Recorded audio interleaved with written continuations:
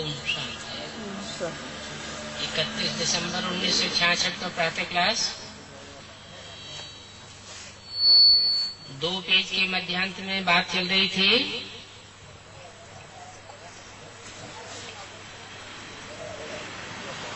आजकल तो सब लड़ाई सीखते हैं। थोड़े समय के बाद तुम देखेंगे छोटे छोटे बच्चों को भी हथियार मिलेंगे और सबको छुरी आज मारना सिखावेंगे, क्योंकि ये सीखने में कोई टाइम थोड़ा ही लगता है।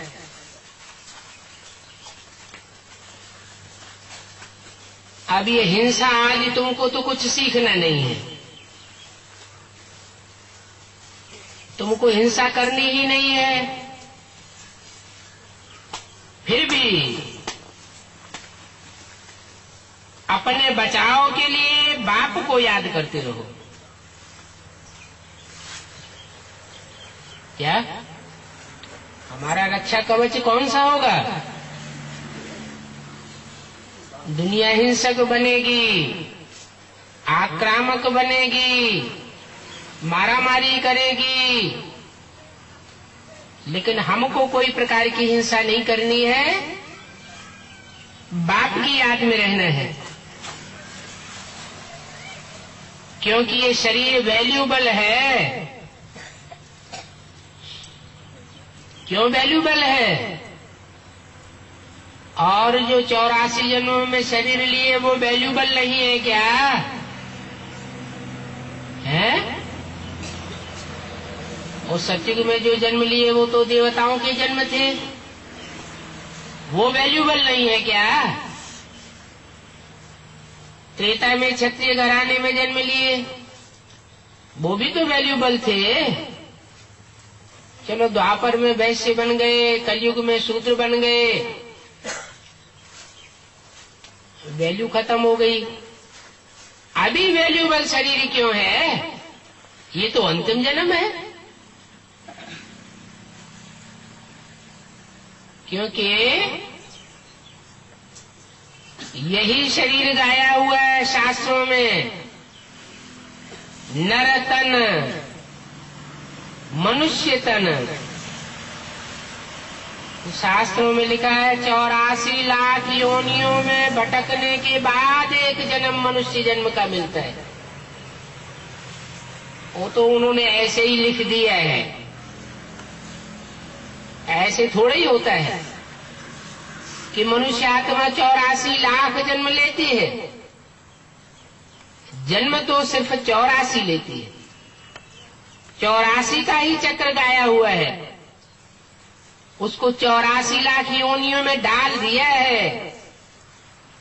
वास्तव में मनुष्य आत्मा 84 लाख जन्म नहीं लेती। हाँ, मनुष्य कुत्ते बिल्ले जैसे काम करने लग पड़ते हैं, इसलिए कह दिया है कि मनुष्य आत्मा 84 लाख जन्म लेती है। कीड़े मकोड़ों जैसे काम करने लग पड़ती है। बाकी मनुष्य जन्म जो है वो मनु की औलाद को कहा जाता है। मनु कहा जाता है ब्रह्मा को, क्योंकि शिव की 3 शक्तियां हैं, मन, बुद्धि और संस्कार। ये 3 कार्य करता है शिव के। वो शिव ज्योति बिंदु 3 कार्यकर्ताओं के द्वारा अपना सारा कार्य सृष्टि के निर्माण का, पालना का, विनाश का करता है। उनमें पहली मूर्ति प्रत्यक्ष होती है मनु, मन अर्थात ब्रह्मा, संकल्प शक्ति।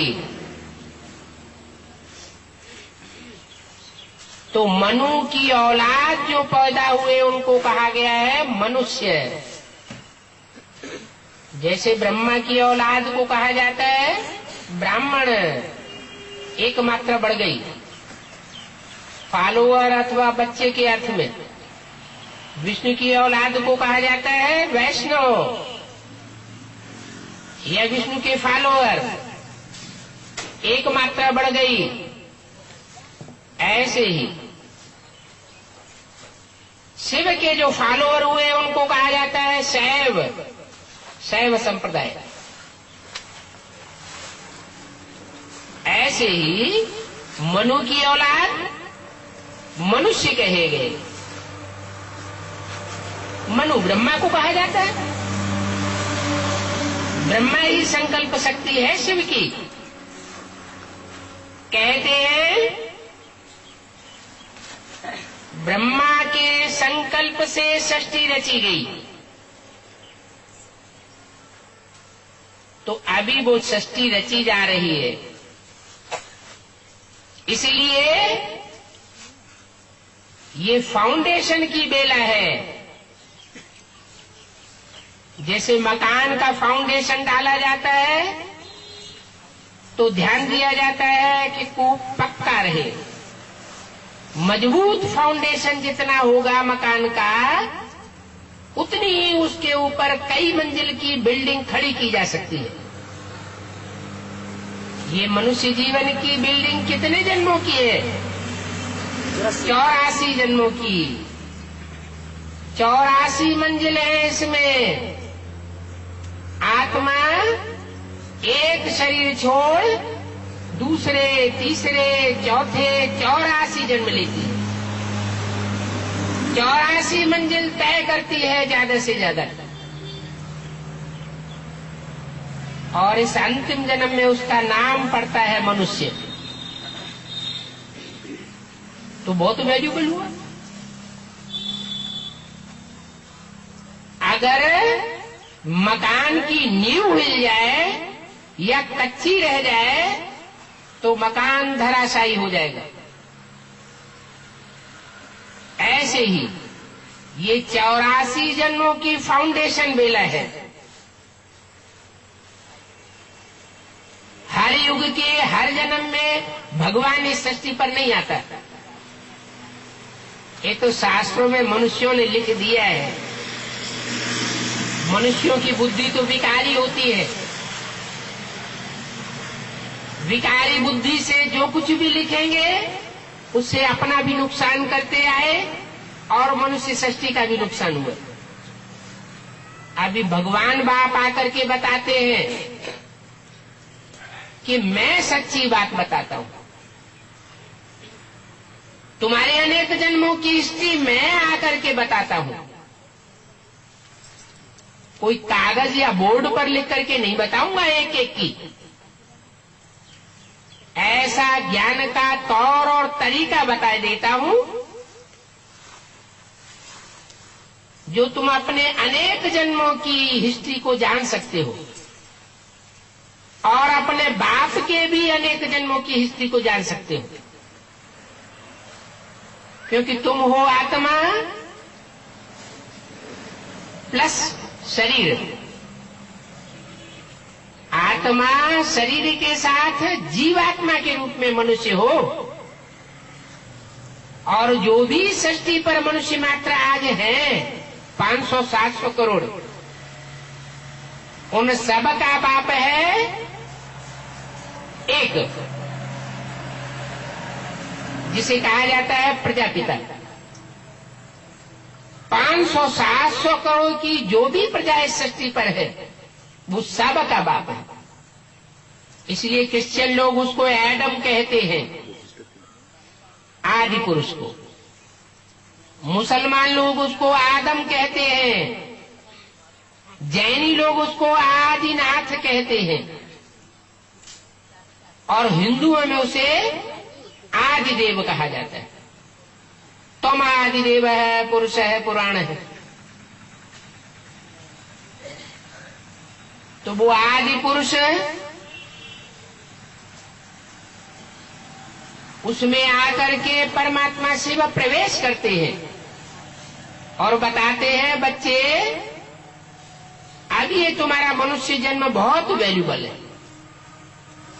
और मनुष्य जन्म में जो तुमने ये शरीर लिया है ये भी बहुत वैल्यूबल है। क्यों? क्योंकि यही एक शरीर है सत्युग के आदि और संगम युग और सत्य कलयुग के अंत का संगम में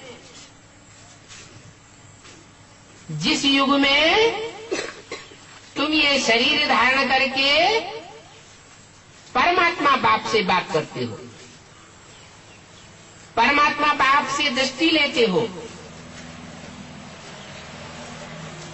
परमात्मा बाप से खेल खेलते हो, तुम संग खाऊं, तुम संग खेलूं, तुम संग बैठूं, तुम संग श्वासों श्वास साथ निभाऊं। बाप आया हुआ है इस दुख की सृष्टि में। जब इस दुखों की इंतहा हो जाती है, अशांति की इंतहा हो जाती है, तो बाप आकर के इस सृष्टि से हमको ले जाते हैं, अपने घर शांति धाम ले जाते हैं। लेकिन ऐसे नहीं सोचना है कि हम ये शरीर छोड़ दें और शांति धाम चले जावे। तो बजाय शांति धाम जाने के क्या होगा, और ही जन्म जन्मांतर भूत प्रेत बनती रहेंगे। भूत प्रेत वो आत्माएं बनती है जो अपने शरीर की हत्या करती है अथवा दूसरे के शरीर की हत्या करती है, हिंसक बनती है। बाप तो अहिंसक युद्ध कराने आया है। ये पढ़ाई पढ़ाता है और पढ़ाई के बाद ऐसी लड़ाई सिखाता है जिस लड़ाई में कोई हिंसा नहीं होती, कोई प्रकार का खून खराबा नहीं। वो महात्माएं होते हैं, वो भी नहीं सिखाते कि खून खराबा करो, हिंसा करो। फिर भी मनुष्य गुरुओं ने शास्त्रों में लिख दिया है कि भगवान राम ने बाण चलाए और बाणों से रावण को बींध डाला, कुंभकर्ण की हिंसा कर दी, मेघनाथ की हिंसा करवाई दी, राक्षसों का विनाश कराई दिया। वास्तव में इन बातों का सही अर्थ बाप आकर के बताते हैं कि ये तो ज्ञान बाण है जो सदाशिव इस सृष्टि पर आकर के कलयुग के अंत में हम बच्चों को देते हैं। इन ज्ञान बाणों से हम कोई भी मनुष्य आत्मा के आसुरीपन को नष्ट कर सकते हैं। मनुष्य की बुद्धि में जब सच्चाई बैठती है तो झूठ उड़ जाता है। सच्चाई नहीं बैठी होगी तो झूठ कैसे उड़ेगा। झूठ खंड की आज की दुनिया है और भगवान जो दुनिया बना करके जाता है वो है सच्चखंड। उसका नाम है सतयुग। काय का युग? सत्य का युग। वो खुद भी सत्य है। अंग्रेज लोग कहते भी है गॉड इज ट्रुथ, भगवान सत्य है। सत्य को ही भगवान कहा जाता है। नहीं तो वास्तव में वो अति सूक्ष्म ज्योति बिंदु है जो इन आंखों से देखा भी नहीं जाता, हाथ से उसे पकड़ भी नहीं सकते। बुद्धि से सिर्फ याद कर सकते हैं उस सूक्ष्म ज्योति बिंदु को। वो हम ज्योति बिंदु आत्माओं का बाप है। जो हम ज्योति बिंदु आत्माएं भ्रकुटी के मध्य में सितारा के मिसल बैठी हुई है, जिनकी यादगार में टीका लगाया जाता है। टीका माना स्मृति में टिकने की निशानी कि हम आत्मा हैं।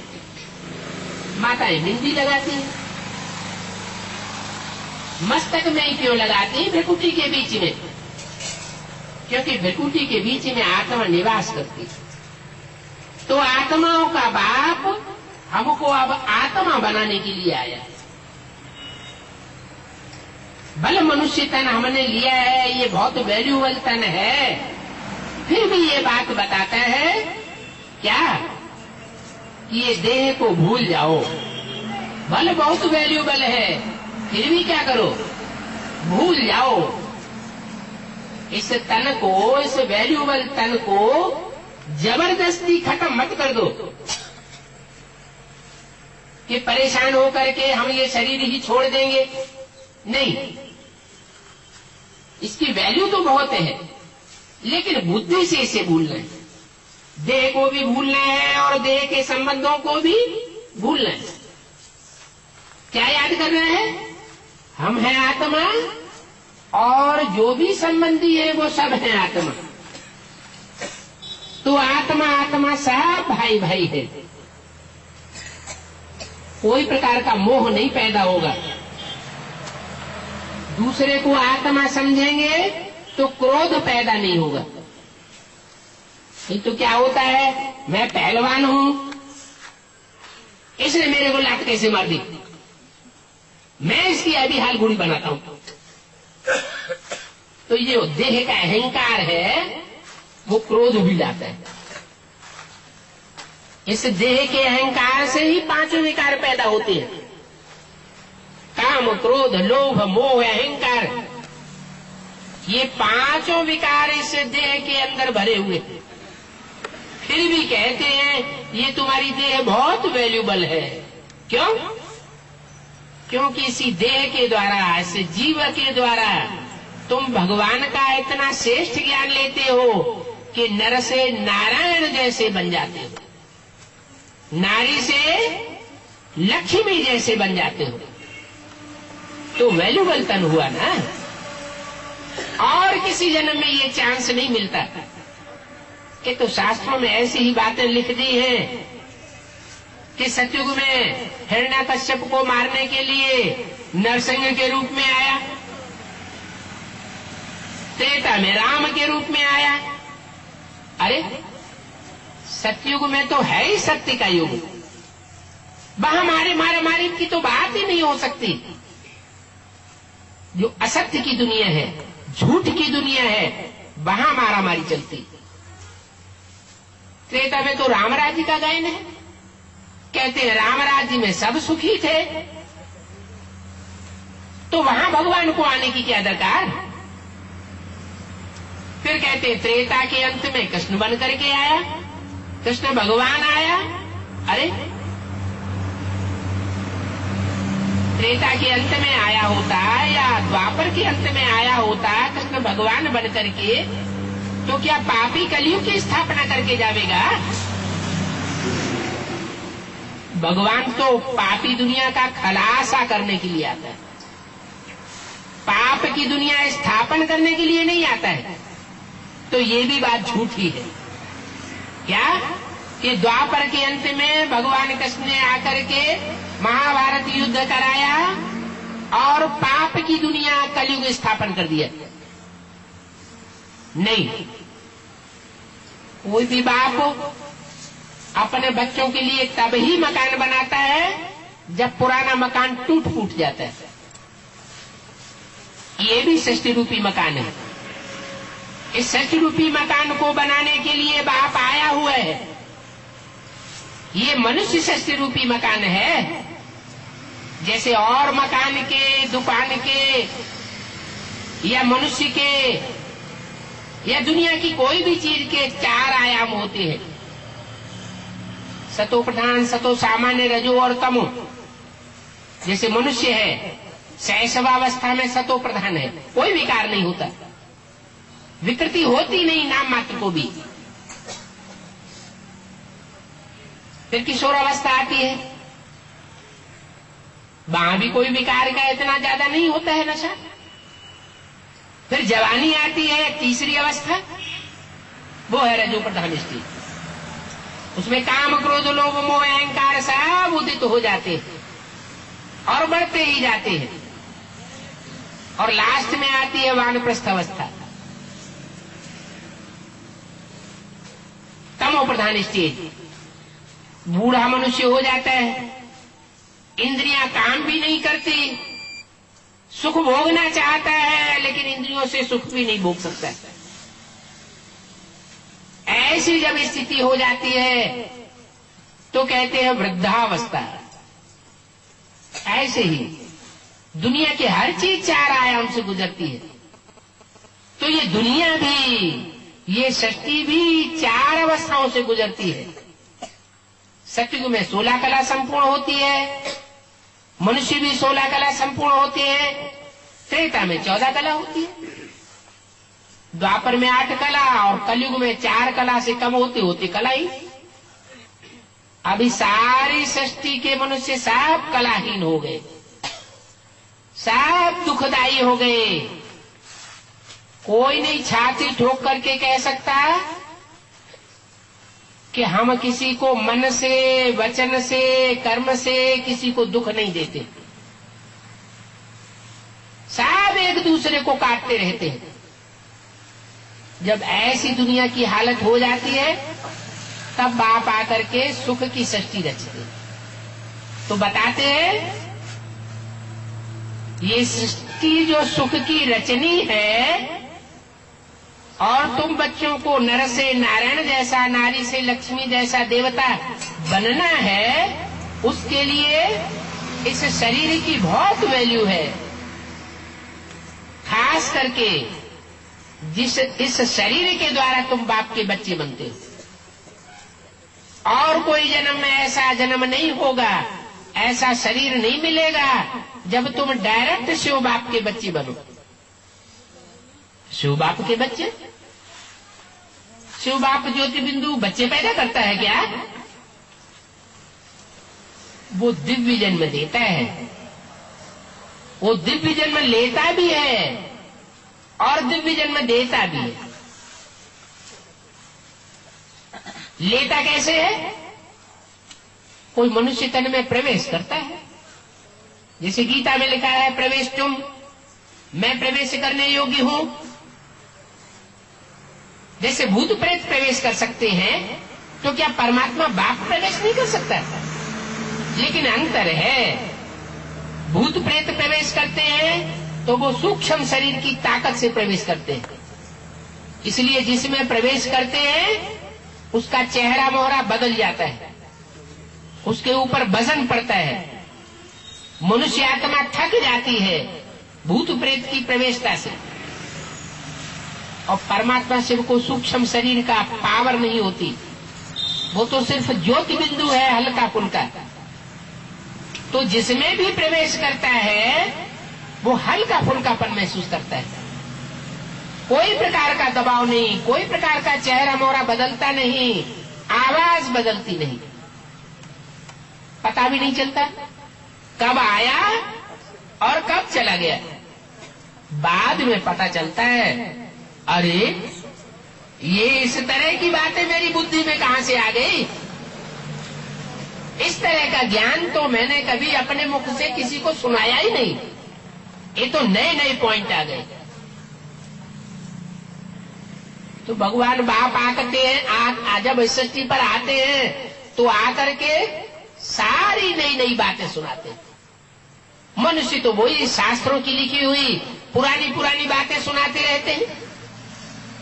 मनुष्य गुरु प्रवचन करते हैं तो शास्त्र पढ़ते हैं मनुष्यों के लिखे हुए और वही शास्त्र सुनाते रहते हैं। नई बात तो कोई भी नहीं सुनाते। बाप आकर के सारी नई बातें सुनाते हैं। नई दुनिया रचने के लिए ज्ञान भी कैसा चाहिए? नया चाहिए या पुराना? नया ज्ञान चाहिए। नई दुनिया रचते हैं, नया ज्ञान सुनाते हैं और हम बच्चों को पुराने से नया बनाते हैं।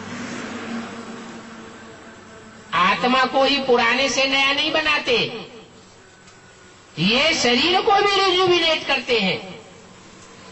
जैसे सांप का मिसाल है, शास्त्रों में तो सिर्फ मिसाल दे देते हैं, उसका क्लियर करके अर्थ तो बताते नहीं कि सांप कैसे 4 आयामों में अपनी जिंदगी में 4 बार खल त्याग करता है और नहीं खल आ जाती है। ये मिसाल तुम बच्चों का है। सांप का मिसाल हमको क्यों दे दिया? हम बच्चों को इसलिए दिया कि जैसे सर्प बहुत विकारी होता है, काम विकार में सबसे जास्ती विकारी होता है, ऐसे बाप के जो बच्चे हैं जो बाप के गले में लिपटे हुए दिखाए जाते हैं चित्रों में, बाह में लिपटे हुए दिखाए जाते हैं, कमर में लिपटे हुए दिखाए जाते हैं, सर के ऊपर बैठे हुए दिखाए जाते हैं। देखे चित्र में देखा ना, चित्र बनाया हुआ है तो जरूर चरित्र की यादगार है। तो ऐसे सांप के समान अति कामुक बच्चे, उनको सांप का मिसाल दिया जाता है। वो बाप से चिपकते रहते हैं। क्यों? क्योंकि बाप से जो संग का रंग उनको मिलेगा तो उनका सारा विष निकल जाएगा।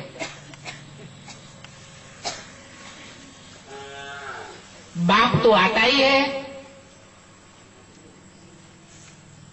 शंकर में प्रवेश करके,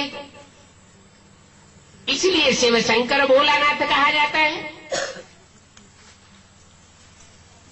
कहते हैं शंकर ने विष पिया, तो विषय विकारों का जो विष पीना है वो इस अंतिम जन्म की बात है। अंतिम जन्म में हम सब विषय विकारी बन जाते हैं। उन विषय विकारियों को बाप आकर के निर्विष बनाते हैं।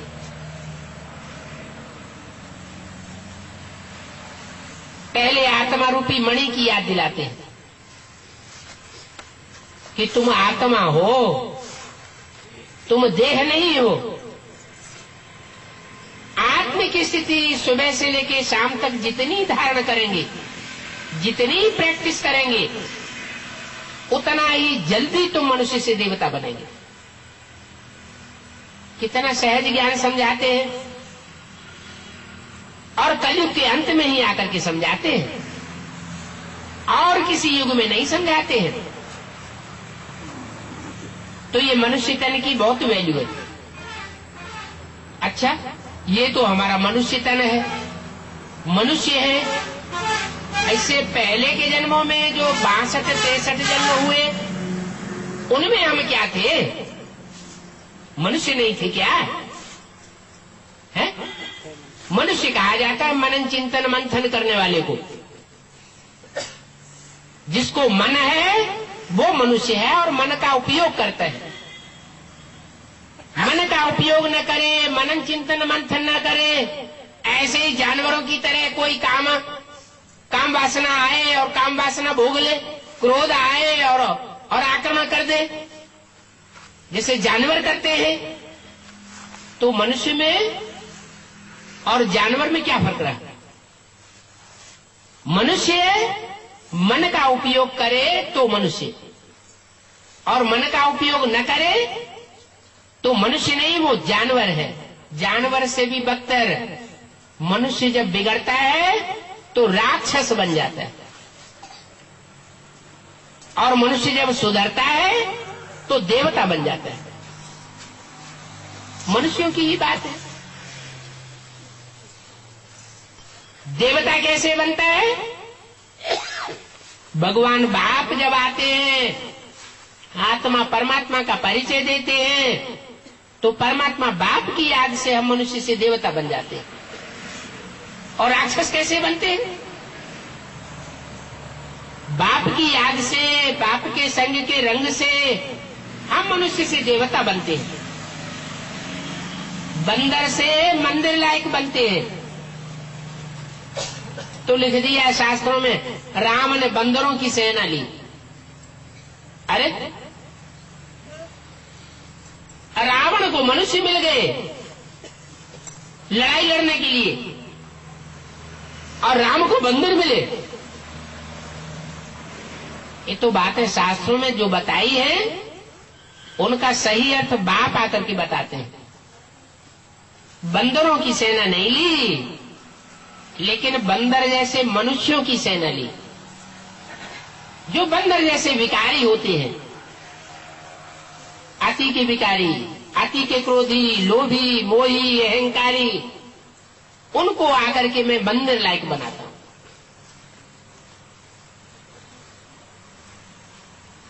मंदिर लायक बनाता हूं तो उनकी पूजा होती है। देवताओं की पूजा होती है, राक्षसों की पूजा नहीं होती। उन्हें रावण की पूजा करते हुए किसी को देखा क्या? हिरण्यकश्यप या कंस की पूजा करते हुए किसी को देखा क्या? उनके मंदिर नहीं बनाए जाते। पूजा देवताओं की होती है, क्योंकि देवताओं ने बाप की श्रीमत पर चल करके पवित्रता को धारण किया, पवित्र बने, अपवित्रता को त्यागा, बाप का संग का रंग लिया और दुनिया का संग त्यागा। इसलिए कहते हैं मेरा तो एक शिव बाबा, दूसरा न कोई। मन बुद्धि में भी दूसरों की याद न आए, वाचा से दूसरों का कीर्तन न हो, दूसरों की महिमा न हो, कर्म भी जो भी करें वो सारे बाप के लिए करें, स्वार्थ के लिए न करें, देह और देह के संबंधियों के लिए न करें। अगर करें भी तो ये समझ करके करें कि ये बाप के बच्चे हैं, हम आत्मा आत्मा भाई भाई हैं, और आत्मिक रूप में जो बच्चे बने हुए हैं उनकी हम सेवा कर रहे हैं। बाकी कैसे जाने कि कौन आत्मिक रूप में टिके हुए हैं और कौन आत्मिक रूप में नहीं टिके हुए हैं? 500 करोड़ की 700 करोड़ की दुनिया, पता कैसे चले इनमें राक्षस संप्रदाय कौन है और दैवी संप्रदाय कौन है, आत्मा कौन है और देहंकारी कौन है? क्योंकि बाप तो कहते हैं मैं तो आत्माओं को आकर के पढ़ाता हूं, आत्माओं से बात करता हूं, देहाभिमानियों से बात ही नहीं करता, देहंकारियों से मैं कोई कनेक्शन नहीं रखता। अच्छा, तो जब आत्मा को पढ़ाते हैं तो पता कैसे चले? बाप कहते हैं बाप के संबंध के आधार पर तुम अपने संबंध रखो। बाप का जिन बच्चों से कनेक्शन है उनसे तुम अपना कनेक्शन रखो। बाकी संदेश तो सबको देना है। संदेश देना ये हर बच्चे का फर्ज है, चाहे कोई भी हो, चाहे कैसा भी हो, बाप के आने का संदेश सबको देना है। क्योंकि बाप आया हुआ है पतितों को पावन बनाने के लिए। वो पतित पावन बाप ही बताते हैं कि ये सारी मनुष्य सृष्टि पतित हो चुकी है, इस पतित दुनिया में एक भी पावन नहीं, सब पतित है, सब पतित भ्रष्टाचारी है, भ्रष्ट इंद्रियों का आचरण करने वाले हैं। अब मैं आकर के श्रेष्ठ इंद्रियों से आचरण करने वाला देवता बनाता हूं। श्रेष्ठ इंद्रियां हैं नाक, आंख, कान, जो ज्ञान इंद्रियां कही जाती हैं। इन ज्ञान इंद्रियों से तुम सत्युग में आचरण करते थे और श्रेष्ठ इंद्रियों की औलाद पैदा होती थी, उसकी एज बहुत लंबी होती थी और सारा जीवन सुखी सुख होता था। अभी भ्रष्ट इंद्रियों की जो औलाद पैदा होती है वो फाउंडेशन पीरियड में भी दुखदायी हो। मां को भी दुख होता है, बाप को भी अशक्ति अनुभव होती है और बच्चा भी रोता हुआ पैदा होता है। 9 महीने जब गर्भ में बच्चा पलता है तो त्राय त्राय करता है बाहर निकलने के लिए। सत्युग त्रेता में ऐसा फाउंडेशन पीरियड में कोई दुख नहीं होता। वहां आत्मा गर्भ महल में अनुभव करती है, सुख से जन्म लेती है, सुख से बीज डाला जाता है। इसलिए सत्युग त्रेता की 2 युगों की सृष्टि मैं स्थापन करता हूं और द्वापर कलयुग की राक्षसी सृष्टि है। ये राक्षसी सृष्टि मैं स्थापन नहीं करता हूं। ये दूसरे धर्मों के जो धर्म पिताएं आते हैं, इब्राहिम, बुद्ध, क्राइस्ट, गुरु नानक वगैरह, ये आकर के ऐसा द्वैत फैलाते हैं देवताई मत में कि दो दो बातें हो जाती हैं, दो दो मतें हो जाते हैं, दो दो धर्म हो जाते हैं, दो दो राज्य स्थापन हो जाते हैं। जब ऐसा द्वैतवाद इस दुनिया में फैलता है तो लड़ाई झगड़े और मारामारी बढ़ती है। अगर एक ही मत हो, दुनिया में एक ही धर्म हो, दुनिया में एक ही राज्य हो, एक ही वंश हो, एक ही कुल हो, एक ही राजा हो, तो लड़ाई झगड़े मारामारी का सवाल ही पैदा नहीं होता। तो द्वैतवादी दुनिया मैं स्थापन नहीं करता हूं, तो कौन स्थापन करता है?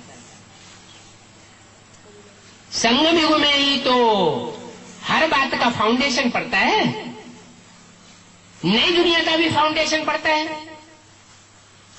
बाप आकर नई दुनिया की स्थापना करते हैं, फिर कलयुगी दुनिया, द्वापर युगी दुनिया, द्वैतवादी दुनिया कहां से आ जाती है? हम बच्चे ही इसका फाउंडेशन डालते हैं। भगवान बाप आते हैं तो श्रीमत देते हैं, माने श्रेष्ठ मत देते हैं, श्रेष्ठ से श्रेष्ठ देवता बनने का ज्ञान देते हैं। और हम क्या करते हैं?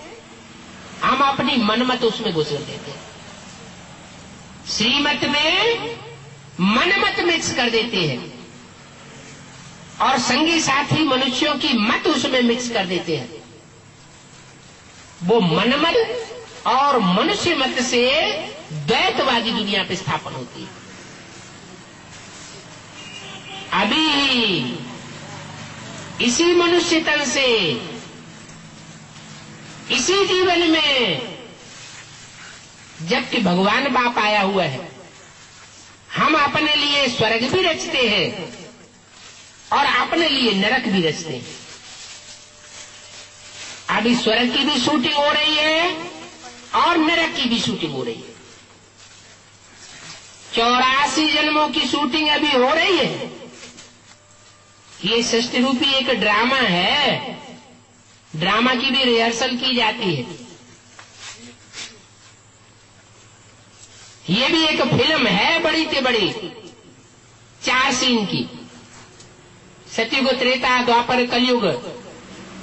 ये 4 सीन की जो फिल्म है वो फिल्माने वाले हम हैं। हम बच्चों में ही कोई हीरो पार्टधारी है, हम बच्चों में ही कोई हीरोइन पार्टधारी है और हम बच्चों में ही कोई मुख्य पार्टधारी भी है।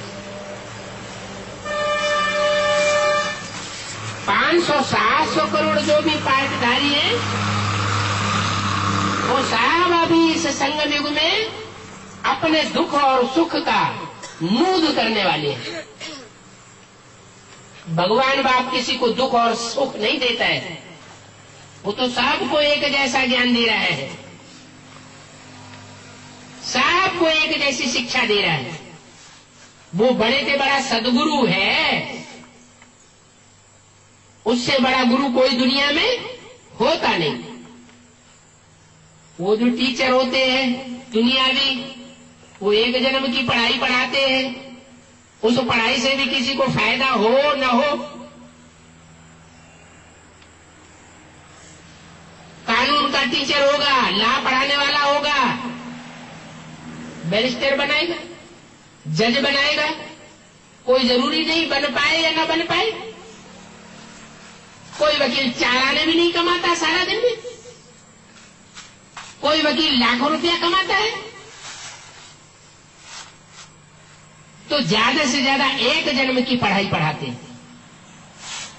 डॉक्टर डॉक्टरी पढ़ाएगा, सर्जन बनाएगा, इंजीनियर इंजीनियरिंग की बात बताएगा, इंजीनियर बनाएगा। कोई जरूरी नहीं इंजीनियर बन पाए न बन पाए। इंजीनियर की पढ़ाई पढ़ते हैं और घर में आकर खेती करते हैं। फायदा तो कुछ भी नहीं हुआ। यहां तो बाप गारंटी करते हैं कि मैं जो पढ़ाई पढ़ाता हूं, अगर इस पढ़ाई को रेगुलर और पंक्चुअल स्टूडेंट की तरह पढ़ेंगे तो ऊंचे से ऊंचे पद पावेंगे, नीच पद नहीं पावेंगे। क्यों? क्योंकि जो रेगुलर स्टूडेंट होता है, पंक्चुअल स्टूडेंट होता है, वो टीचर की कदर करने वाला होता है, टीचर की शिक्षाओं की कदर करने वाला होता है, टीचर की उसको दुआएं मिलती हैं। ऐसी दुआओं का हकदार स्टूडेंट कभी फेल नहीं हो सकता।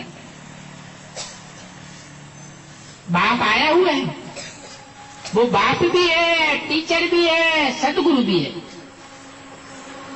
बाप बन करके हमको ब्राह्मण जन्म दिए हैं, हमें आत्मा का ज्ञान दिया है, क्योंकि वो आत्माओं का ज्ञान बाप है।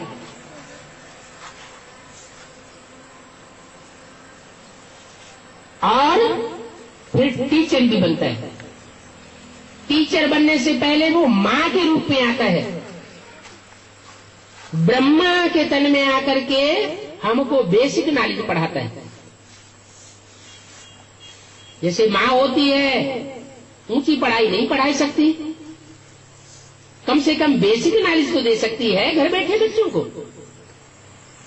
तो वो भी बड़ी से बड़ी मां ब्रह्मा, शास्त्रों में नाम गाया हुआ है। जो भी शास्त्रों में नाम है वो सब काम के आधार पर है।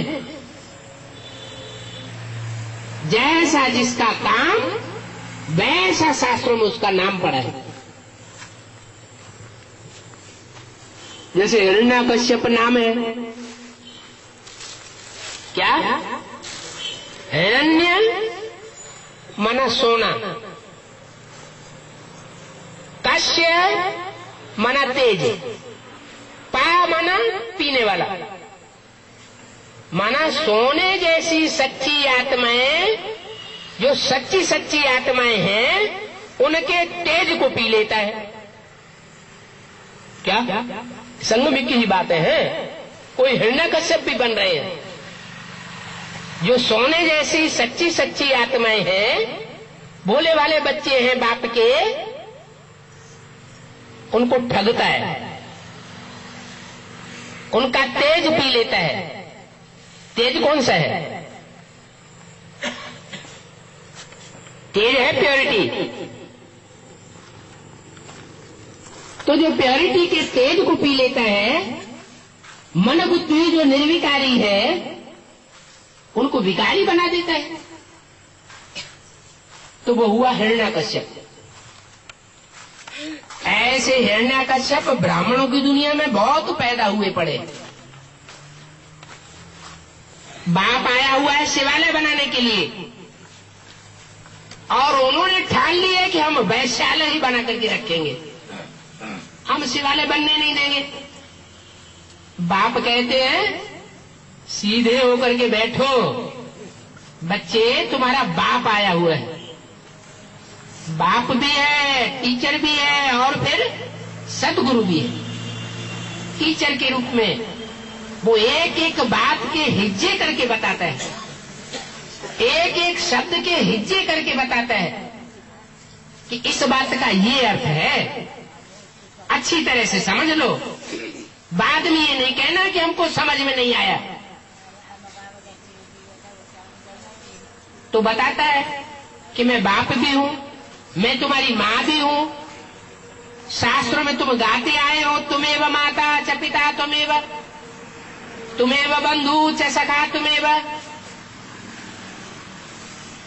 तुम हर संबंध मेरे साथ जोड़ते आए हो ना। तो मुख्य संबंध ये है, बाप बन करके मैं तुम्हें जन्म देता हूं। ब्राह्मण जन्म तुमको मिलता है, ब्रह्मा के बच्चे बनते हो। माता बन करके तुमको ज्ञान का दूध देता हूं। गीता माता तुम्हारे सामने साक्षात प्रत्यक्ष हो जाती है। गीता ज्ञान और गीता ज्ञान गीता माता के रूप में जो आता है, उस गीता की गोदी में पलने से भी जब पूरा काम नहीं होता तो मैं टीचर बनकर के भी काम करता हूं। टीचर बनकर के जब काम करता हूं तो तुम्हारी बुद्धि को हिलाता हूं, मनन चिंतन मंथन योग्य बनाता हूं, एक एक शब्द की गहराई में ले जाता हूं। सागर की गहराइयों में तुम बच्चे स्नान करते हो तो तुम्हें फकुर आना चाहिए कि हम छोटे छोटे गड्ढे गड़ेचियों छोटी मोटी नदियों में स्नान क्यों करें। उन नदियों में स्नान करने से कोई हम पावन नहीं बन सकते। वो भगत लोग तो जड़ नदियों में स्नान करते आए। अरे जड़ नदियों में स्नान करने से जड़ शरीर शुद्ध होगा या आत्मा शुद्ध हो जाएगी? जड़ शरीर का ही तो मैल ठीक हो, अच्छा निकलेगा। आत्मा का मैल निकालने के लिए ज्ञान जल चाहिए। वो भी ज्ञान जल की नदियों से तुम पवित्र नहीं बनते हो, ज्ञान सरोवरों से तुम पवित्र नहीं बनते हो। उनसे तो अच्छा नदियों का जल है जो बहता तो रहता है। सरोवर का जल, तालाब का जल, वो तो एक जगह ठहर के रहता है, उसमें तो गंदगी पैदा हो जाती है। लेकिन इन छोटे छोटे गड्ढे गड़ीचियों नदियों नालों में तुम्हें स्नान करने की क्या जरूरत है, जब तुमको डायरेक्ट ज्ञान सागर बाप मिला हुआ है। गीता में भी श्लोक लिख दिया है, जिसको सागर मिल जाता है और सागर की अनुभूति कर लेता है, उसका फिर गड्ढे गड़ीचियों नदियों आदि से कोई प्रयोजन नहीं रहता। उनमें उसकी बुद्धि नहीं ठहरती। वो ज्ञान सागर से ही पूरी पढ़ाई पढ़ता है। तो ज्ञान सागर बाप सदगुरु के रूप में भी आया हुआ है, सच्चा गुरु है। सिख लोग कहते भी है एक सदगुरु अकाल मूर्त, एक ही सदगुरु है, बाकी सब गुरु है। तो जब एक ही सद माने सच्चा गुरु है तो बाकी गुरु क्या हो गए? झूठे हो गए। सब मनुष्य गुरु झूठे हो गए, इसलिए दुनिया पतन के गर्त में जा रही है। ऐसे पतन के गर्त में जा रही है, गड्ढे में जा रही है कि उन्हें यही पता नहीं है कि हम जिस चीज का निर्माण करके बैठे हैं वो चीज सारी दुनिया को भी खलास कर देगी और हमको भी खलास कर देगी।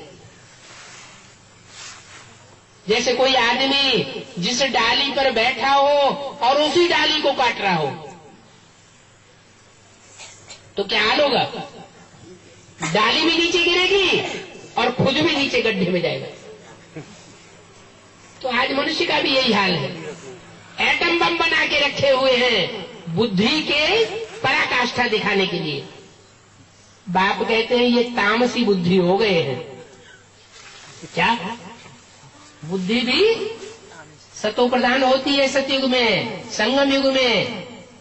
संगम युग में बुद्धि स्तमो प्रधान भी बनती है, क्योंकि माया वाइलोरा डालती है। जब माया वाइलोरा डालती है तो बुद्धि तमो प्रधान बनती है, और बाप जब अपनी ओर खींचते हैं तो बुद्धि सतो प्रधान बनती है। ये रस्साकसी हो रही है किसकी? माया की और राम की। एक तरफ रावण और दूसरी तरफ राम संप्रदाय, दोनों अपनी अपनी तरफ खींच रहे हैं। राम संप्रदाय रस्से को अपनी पाला में ले जाना चाहते, क्या सतयुग की नई दुनिया में अपनी पाला में ले जाएंगे लोगों को। और रावण संप्रदाय उस रस्सी को खींच करके कहता है कि हम तो इस दुनिया से जाने वाले नहीं है, हमें तो रावण की दुनिया में ही ले जाना है, रुलाने वालों की दुनिया में ले जाना है। रावण का नाम ही है रावण, रुलाने वाला। बाप है हंसाने वाला, रावण है रुलाने वाला। क्योंकि रावण को अनेक सिर हैं, अनेक सिर माना अनेक मतें। जब राम रावण की लड़ाई दिखाते हैं रामलीला में, तो राम को एक सर दिखाते हैं और रावण को अनेक सर दिखाते हैं। क्या मतलब हुआ कि रावण अनेक मतें देता है और बाप एक मत देता है। जैसे कोई दुकान होती है, अच्छा दुकानदार होगा तो कहेगा एकदम, तख्ती लिख करके टांग देते हैं, एकदम, दूसरी बात नहीं, लेना हो तो लो, न लेना हो तो चले जाओ। ऐसे ही बाप कहते हैं कि मैं एक ही हूं और एक ही बात बताता हूं, दो दो बातें नहीं करता, द्वैत नहीं फैलाता।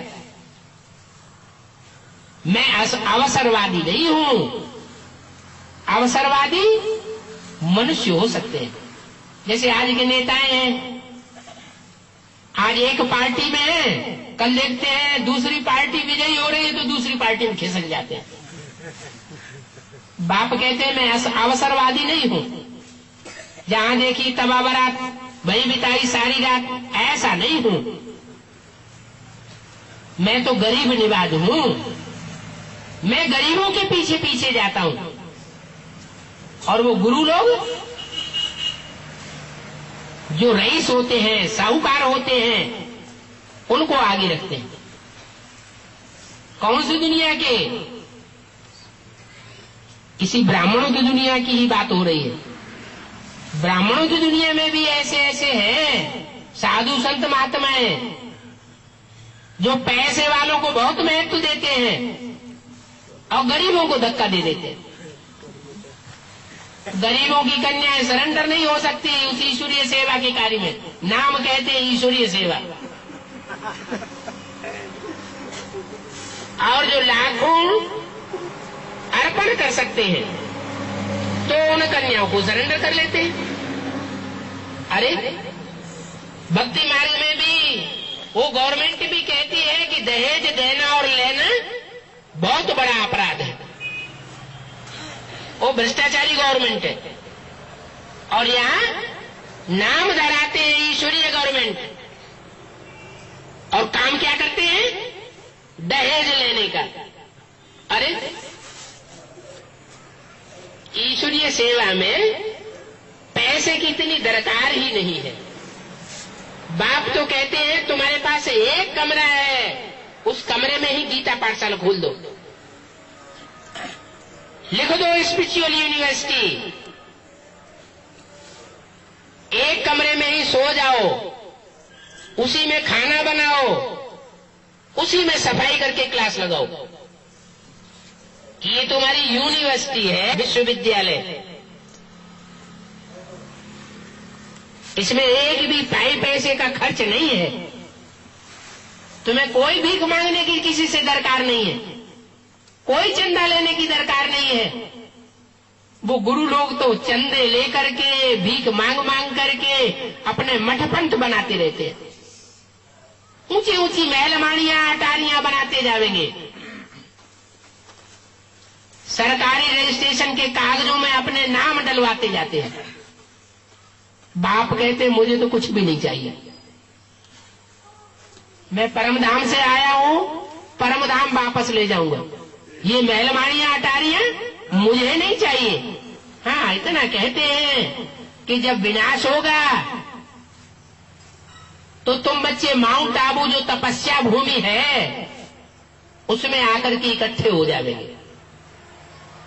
मैं तुम बच्चों को इकट्ठा करूंगा, लेकिन जो आत्मिक स्थिति में टिके हुए बच्चे होंगे उनको इकट्ठा करूंगा। देह अभिमानी सांडे होंगे तो वो उस संगठन में नहीं आ पाएंगे।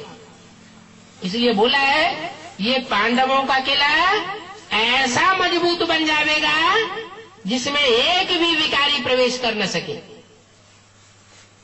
कामी, क्रोधी, लोभी, मोही, अहंकारी ऐसे उस संगठन में नहीं जा सकेंगे। वो आबू अब्बा का असली घर होगा। उस समय उसको कहेंगे महामधुवन। क्या? अभी तो तुम बच्चों के हैं छोटे छोटे मिनी मधुवन।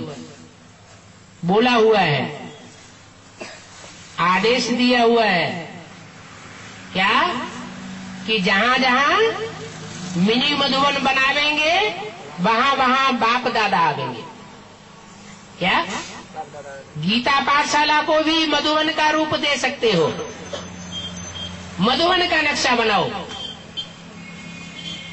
जैसे मिनी मधुवन में बाप ने नक्शे बना दिए कि ऐसे ऐसे रहना है, ऐसे ऐसे खाना है, ऐसे ऐसे चलना है, ऐसा ही नक्शा बनाओ।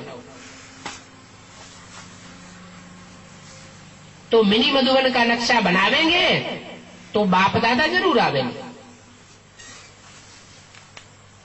लेकिन ये तो छोटे छोटे स्थान हैं, ये सिर्फ सेवा के लिए हैं, सदा काल के लिए नहीं। आखिरी जब सृष्टि का विनाश होगा तो मधुवन वालों को मधुवन छोड़ना पड़ेगा, गीता पाठशाला वालों को गीता पाठशाला छोड़नी पड़ेगी, ज्ञान सरोवर वालों को ज्ञान सरोवर छोड़ना पड़ेगा। जो मेरे सच्चे बच्चे होंगे वो मेरे पास आकर के रहेंगे। मैं अपने सब बच्चों को ले जाऊंगा। कौन से बच्चों को? आत्माभिमानी बच्चों, क्योंकि परम धाम में आत्मा ही जाती है बाप के साथ। सब आत्माओं को ले जाऊंगा। कितनी आत्माएं होंगी? ऐसी आत्मिक स्थिति में टिकी हुई आत्माएं कितनी होंगी? 4.5 लाख। 4.5 लाख बच्चों का एक ही घर होगा। इतना बड़ा परिवार प्रैक्टिकल में दुनिया में और कोई होता नहीं।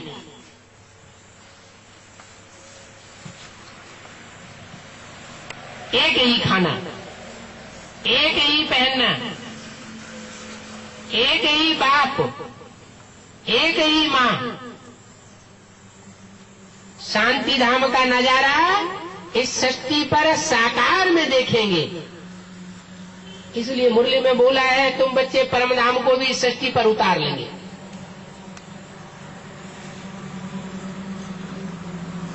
तो ये सब करने के लिए बैग एंड बैगेज समेटना शुरू किया है, या धंधा धोरी बढ़ाते चले जा रहे हो?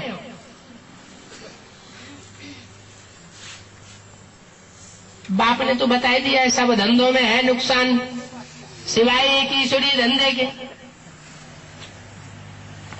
अब ऐसा समय आने वाला है, अभी भी ये समय चल रहा है, सब कल कारखाने बंद होते चले जा रहे हैं। कोई धंधा सरकार पनपने नहीं दे रही है। आखिरी सब खलास हो जाएंगे। एक ही धंधा संसार में पनपेगा, ईश्वरीय धंधा। लेकिन जो इस धंधे में एक्सपर्ट होंगे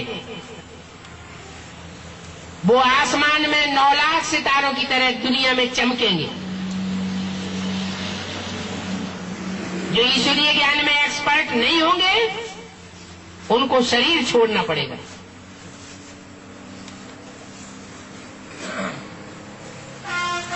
सितारे की तरह ऊंची स्टेज में नहीं चमक सकेंगे।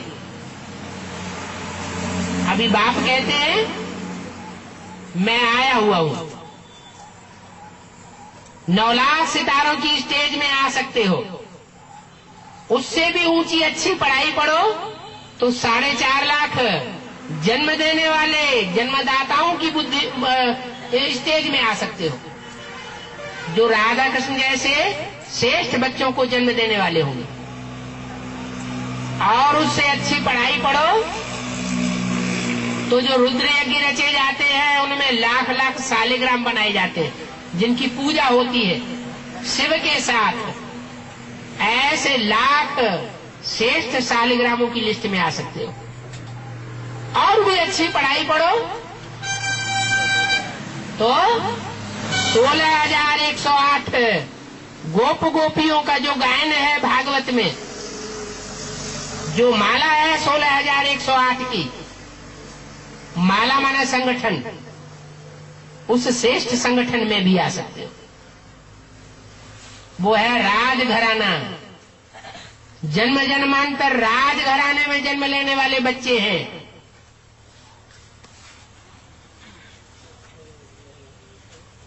प्रजा में जाने वाले कम होंगे, ऐसे नहीं कि उनमें प्रजा में जाने वाले होंगे ही नहीं। कोई कोई ऐसे होंगे जो जन्म जन्मांतर राजघराने में जन्म लेते रहेंगे। वो 16,000 की लिस्ट अभी तैयार होती है, डिक्लेयर होने वाली है। जैसे स्कूल होता है, कॉलेज होता है, तो उसमें पहले से डिक्लेयर किया जाता है कि फर्स्ट क्लास पास होने वाले इतने होंगे, सेकंड क्लास पास होने वाले इतने होंगे, और पास विद ऑनर इतने होंगे।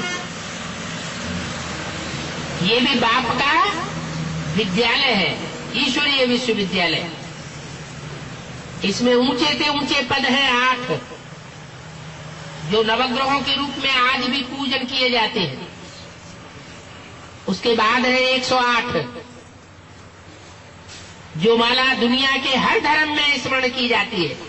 कोई धर्म ऐसा नहीं है, नास्तिक धर्म को छोड़ के, जहां माला रूपी संगठन को स्मरण न किया जाता हो। फिर है ब्रह्मा की 1000 भुजाएं, सहयोगी बच्चे, और उसके बाद है 16,000।